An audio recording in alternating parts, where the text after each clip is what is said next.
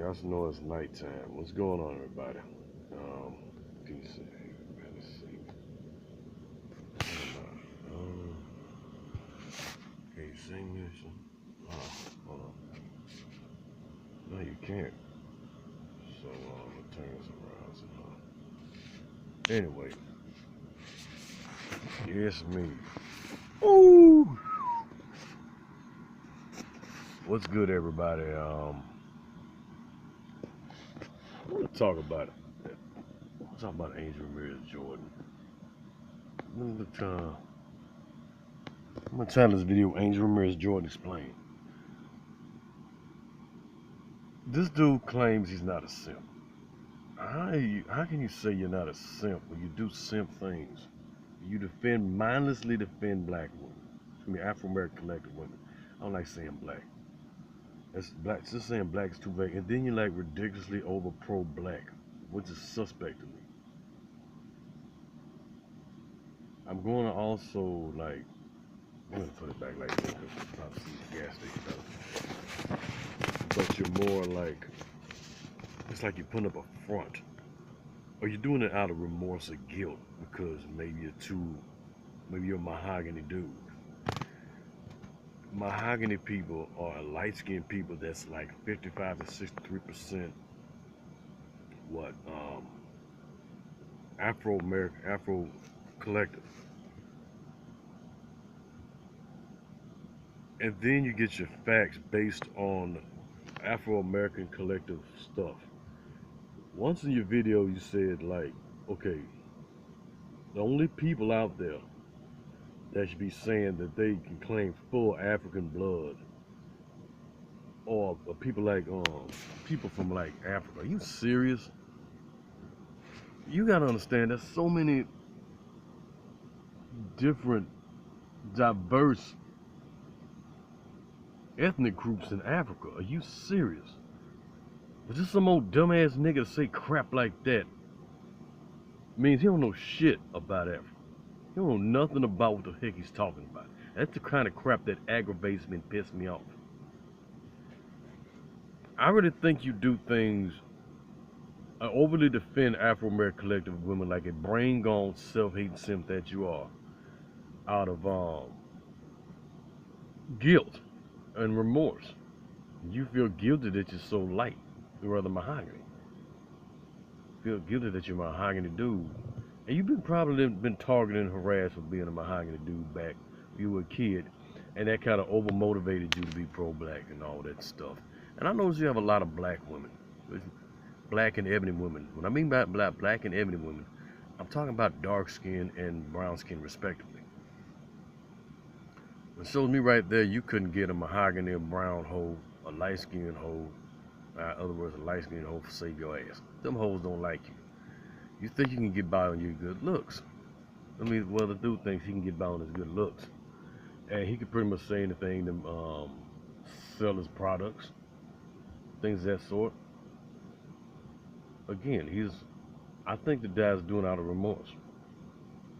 He's probably been, like I said again, he's probably been bullied and harassed. And he has to be an overly pro-Afro-American collective simp of Afro-American collective women, preferably black and ebony ones. This is a trait I've noticed with people who try so hard to be Afro-American collective, and then you have to condemn Peckerwoods. You have to condemn white folks. This is a insane sickness of mahogany and brown people who try to, mahogany people, that's light-skinned people, non-intermediate mix, brown people who are biracial. But this is a trait I've noticed with those type of people. They always have to be too freaking down. They have to identify how black this is, how black I'm supposed to be to do this. Maybe I'm not black enough for this. They have to analyze and identify how black this is supposed to be. I'm too black for this. I notice this is a sickness with Afro-American with mahogany and brown people. It's a mental illness. And I don't get why they just can't accept something, the fact that they're not going to be black. as black as people who are black.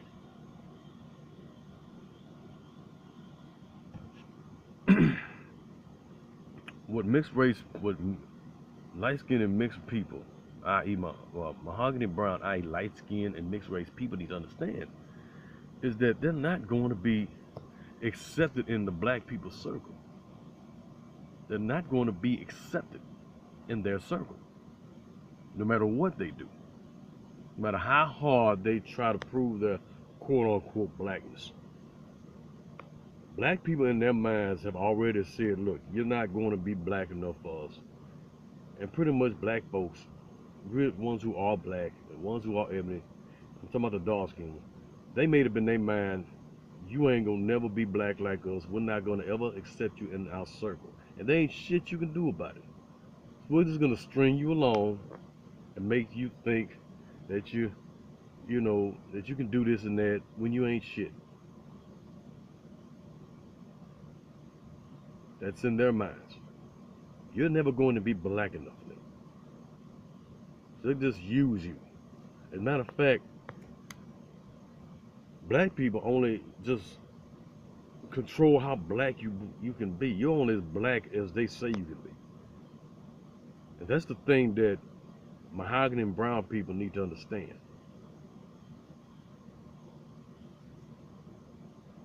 They only control how black you can be. And what else you people need to understand is that y'all might at this might as well at this point want to secede from the race. Secede from blackness. I made plenty of YouTube videos about secession. Biracial thou art loose. And y'all niggas ain't getting it. Because y'all got so much overwhelming pressure from black folks. Sage Steele had it right. I'm gonna use Sage Steele as an example. This hoe had it right. The most racism she said she suffered from black people. I know I'm late as fuck about this. I'm gonna make a video about that too, about Sage Steele. Yes, black people are the most racist people towards brown people, biracials. They're covert about it. They're more strategic about being racist. And that's what people like Angel Ramirez Jordan used to understand. I also understand the fact that the nigga snapped at a black woman from time to time. He's like delusional. The dude is straight up delusional. The nigga thinks he's blacker than Elect Weck, blacker than Wesley Snipes, and the whole Sudanese population combined. That nigga's that freaking delusional, just like the rest of them mahogany and brown people. And they need to just accept the fact that black people have been stringing their ass on all this time. And that the nigga's never going to get, and all he's going to ever get are black and ebony women, which I can understand. You got, what I also notice is the low self-esteem of a black woman, of these black and ebony women that follow Angel Ramirez Jordan. They have to follow men of power for approval. And Angel Ramirez Jordan from time to time has said, look, you don't need me for approval. But black and ebony women will buck dance for this nigga. As much as Angel Ramirez Jordan is buck dancing for black and ebony women. It's a mutual use. It's a mutual use. It's just mutual using of each other, of each party. So Angel Ramirez is being used, and the black women are being used by Angel Ramirez Jordan, which brings me to my next topic. Excuse me. The dude is obviously just using these hoes for power, for his personal gain. I mean, look at all the black women he used. I mean, not like he used, but his models and everything. I really don't think deep down he cares about black women. I honestly think Tommy Sotomayor cares more about black women than Angel Ramirez does. Or people like Tyreek Nasheed. Because Tommy tells it like it is. Tommy encourages black women to wear their natural hair.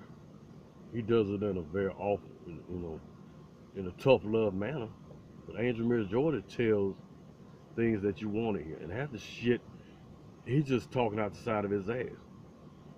You don't know what the heck he's talking about sometimes. And that's the thing you need to understand. So with that said, I hope I elaborated what I can about Angel Ramirez Jordan. That is what it is. I know I'm picturing a gas station, but it's late at night, and you can't see my face. I think you try to see my face, but I really don't give a crap. And that's that.